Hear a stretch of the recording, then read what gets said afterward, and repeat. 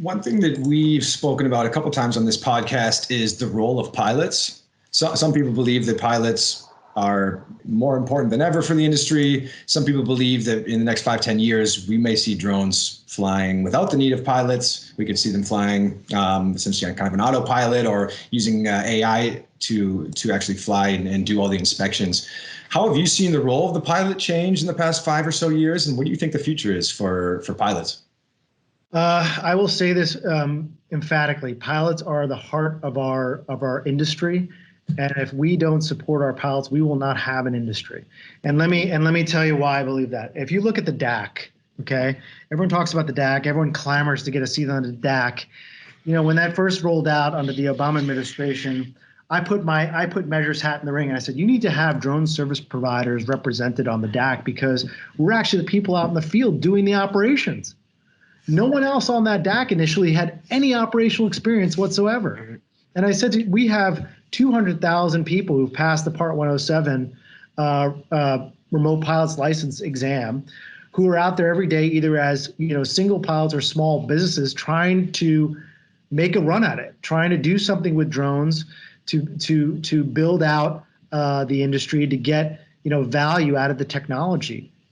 And if we can't find a way to make this work for them from a regulatory perspective, to advocate for them when they need additional professional development or education, and make their voices heard on the regulatory and rulemaking bodies that are out there, I think we have a problem. I think if we think that the drone industry is going to survive, just because DJI is out there selling drones, I think we're missing a lot of what is important to seeing this industry thrive.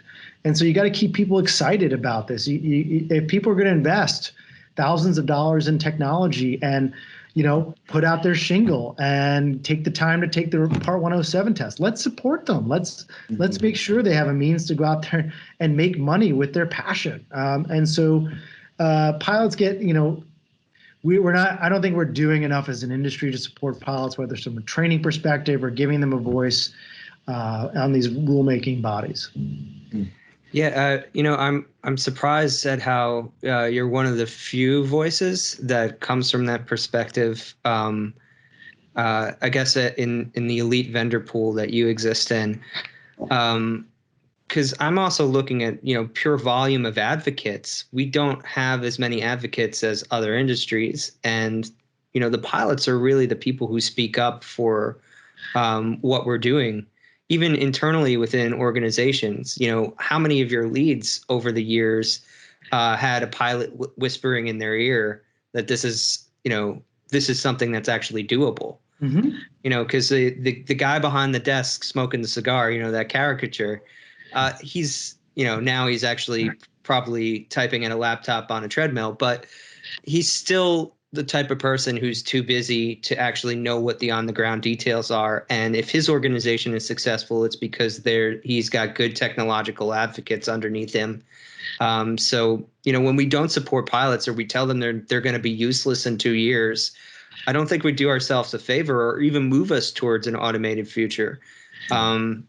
Because 5 to 10 years from now, even if we're more automated than we are today, I think in terms of like conductors on a train, the guy that's punching your tickets knows every inch of that train's engine because that's required. And I think whoever's in charge of the automated systems, when we're more automated, they're going to have to be passionate about what that system is.